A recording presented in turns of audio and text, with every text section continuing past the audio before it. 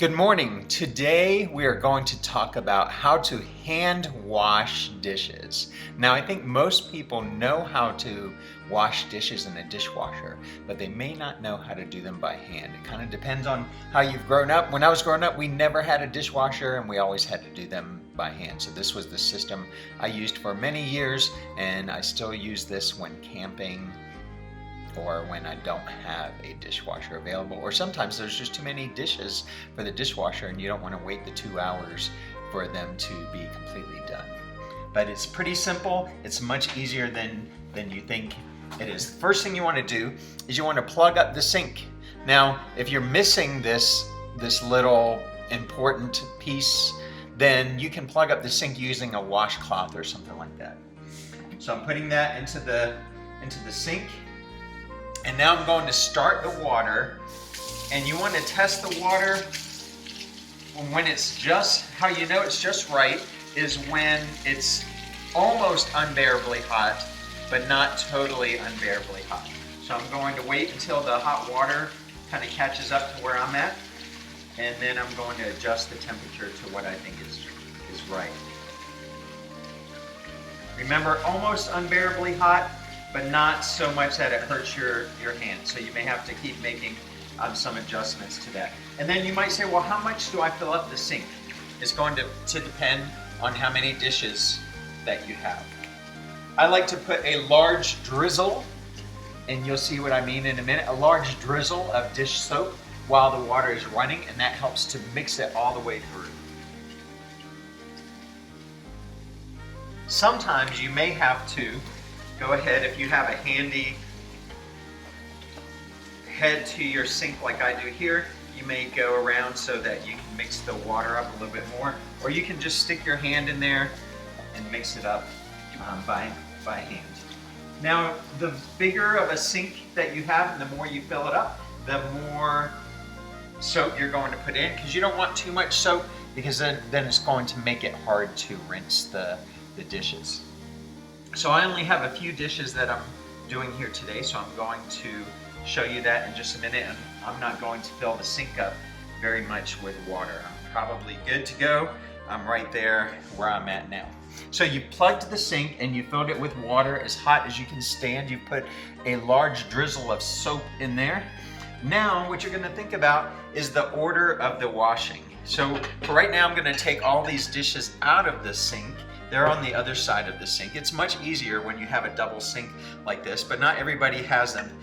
First thing I'm going to do is I'm going to wash the cups and glasses. They are usually the things that are the cleanest. So I'm putting them in the water. I've got my scrubber. You can use pretty much any kind of scrubber. This is one with a sponge on one side and a scrubber on the back, but this is Adobe, and I like to use the Adobe ones. You can see as I wash the glasses, I'm getting the rim of the glass. That's where people have put their lips. And then I'm getting down and I'm pushing inside the corners of the inside of the cup, because that's where sometimes stuff will dry out at. And I'm not having to do as much on the outside, but I do a little bit on the outside. And I'm putting it in the other sink for the rinse in just a moment. So once again, get that rim of the cup, because that's where a lot of the germs are. The inside of the cup where whatever you were serving was in, and then just a little bit on the outside of the cup. Now, if I put those there and I'm doing a bunch of dishes and I don't rinse them off, the soap's going to dry on the cups, and it's not going to be much fun to try to rinse off. So I usually do the wash and the rinse. But while I'm about ready to do the rinse, I'm going to throw the next thing in. I'm going to throw silverware into the water to let them soak for just a little bit. And you can see I've got my towel. There's fancy things that you can put out for drying your dishes, and some people who don't have a dishwasher have those. And some people I know use their dishwasher to dry their dishes in instead of using it as a cleaning thing. So now for the rinse, it's the same thing as for the wash. If you have this handy thing where you can change the water flow, you're going to want to make it to where it's a little bit more spray. And then you can rinse the dishes and put them safely here to dry, or you can dry them by by hand. All right, so now I've got the silverware in there. It's been soaking.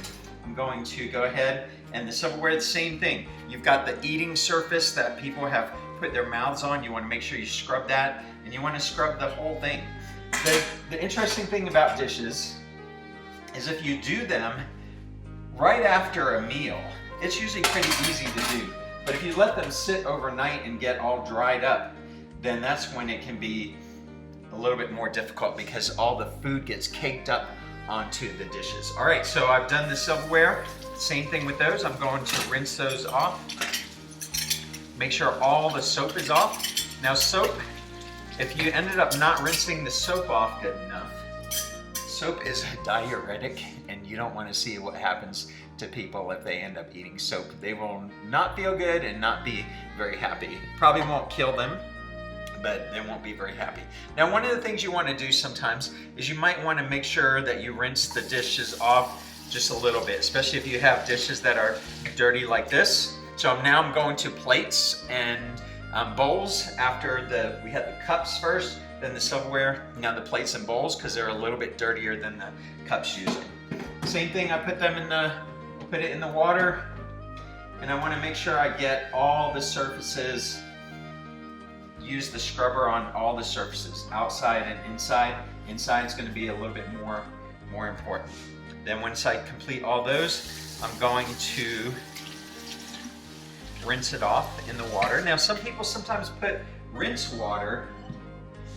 I don't really like to do that because I feel like the water gets soapy by the time I get to the last thing. But some people do that. It can save a little bit of water if you do that.